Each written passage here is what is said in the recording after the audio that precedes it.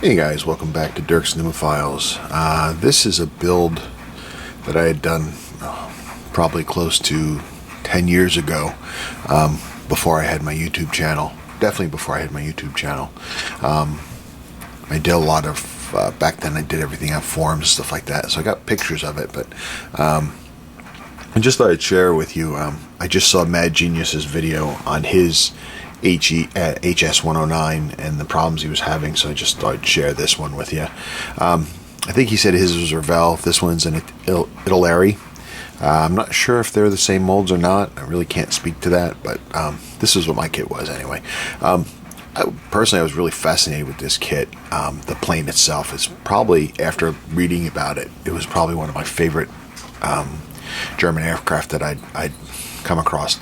I mean, it looks like just an incredible, hulking, destructive piece of equipment. And the thing that I found really interesting is that the cockpit was so small that the instrumentation, a bunch of the instrumentation, were outside of the cockpit itself. They couldn't fit it inside. Like, here's your sights for the guns. His gun sight here, and over here on the engines. I don't know if I can zoom in and show you that. Okay. But over here, these are the instruments for that engine. So each engine had a set of instruments. So what the pilot would have to do to check what he was doing and how his aircraft was running is to look out the windscreen and look at his engines and look at the gauges, try to ascertain the pressures and rates from there. I thought it was pretty cool. Probably not when you're flying it, but from, 80 years later, I think it's pretty freaking cool. So yeah, this was the kit. I really fell in love with this aircraft. To build it, I came across this Edward photo etch kit. It's for the cockpit. So I purchased that also, again, very early on in my modeling career, my latest phase of modeling, the one I started now. So I bought this. I don't really think I did much photo etch at the time, if any. This might have been my first attempt. So this was, I was buying up photo etch and stuff like that for any kit that I could find. And then, really not knowing what I was getting into. So it was a very, very interesting time. So this is the beginning stages of the cockpit once you cut it out. And then you got to start folding everything. But this is what it started out as. As we worked our way through, we started folding, used the penny for just for size comparison. Comparing the photo etch to the kit part, you can see the differences. My photography sucks, you have to deal with that, just the way it is. And then I built them up. And here you can see, again, the original cockpit that Larry gave you, and then this is what it turned out with the photo etch once everything was bent and folded and tucked and glued together. Actually, this was quite impressive to me. I mean, I was really pleased the way this turned out. Just another shot of it head on with the belts and everything. Very cool. Even got the rudder pedals in here down the bottom. Can you see those? I don't know. Might have to yeah, you can see down here, even got the rudder pedals.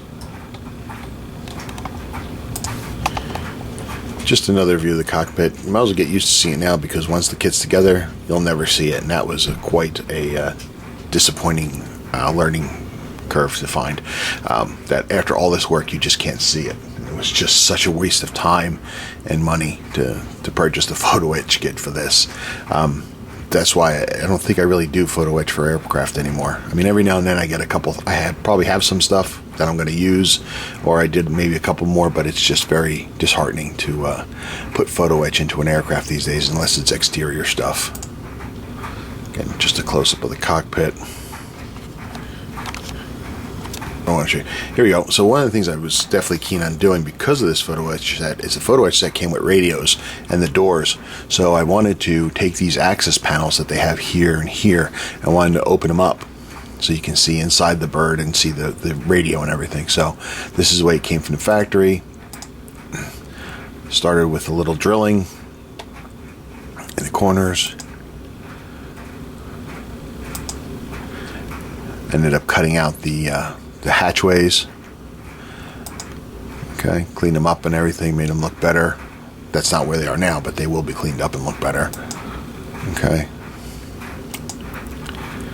And then I had to hog out the inside of the interior to get the photo etch interior to fit, because this is what it looked like when I was done. But as you can see here, you got these big bulbous plastic inside and everything like that, which made the cockpit not fit. So I took a lot of sanding and gouging out to get the cockpit to fit.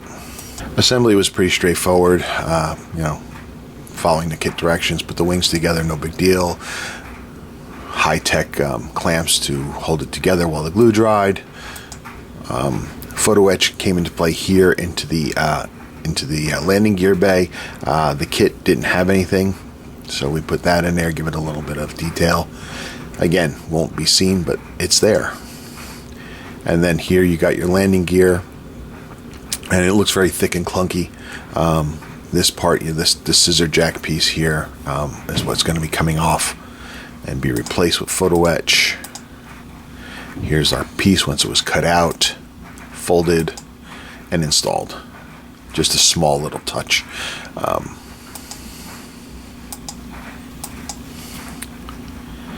Installing the gun barrels on the guns. First coat of color, and then the blotches. I remember when this time came for this, I did this all by hand, and it scared the hell out of me. Because it scared the hell out of me to go to my paint job, which at the time I thought was a really good paint job, and then to do this, and if I screwed up, I'd be boned. So that was a learning experience. The engines. Here is the radio that we're building for the interior panels, where we opened up the doors. Okay, just so you know, that's the radio. These are the hatch covers that will be replaced, that we cut out. These are the instrument panels for the engines. Okay, and there's a lot of other stuff that didn't get used, just too tough. Starting to fold the radio. This tool here is called the bug. Use it to fold photo etch. It works very good with a razor blade. And at the end, we got our radio, and this is the rack that it's going to sit on.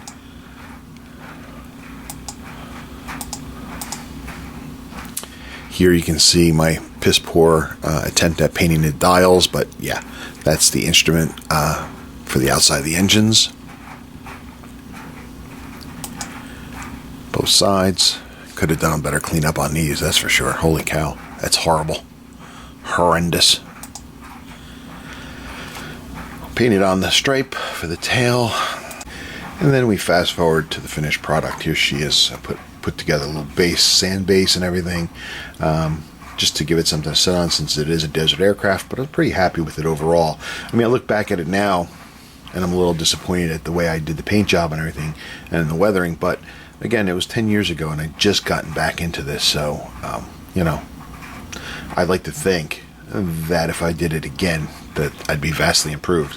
Probably not, but I'd like to think that anyway. I do have 2 more of these kits in a stash. I think one's a Revell and one's another brand. I forget what it is. I just love the aircraft so much, I went out and bought several different versions of it.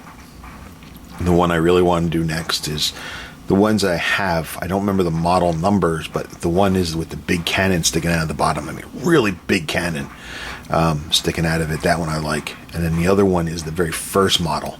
That one's got the teeth on the mouth and everything. The mouth and the teeth painted on the front of it. That was I guess, an A model. I don't recall. But this is what it looks like. If we zoom in here, see if we can't zoom into that radio equipment. You can see that.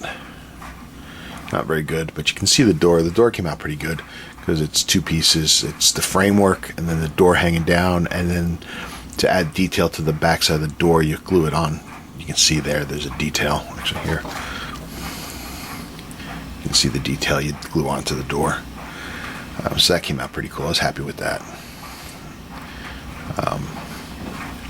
And again, the weathering is kind of cheesy, but happy with it for now. But yeah, it's a cool little aircraft.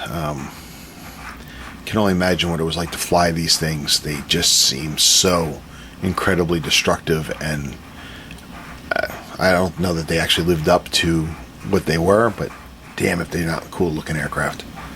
But that is the build.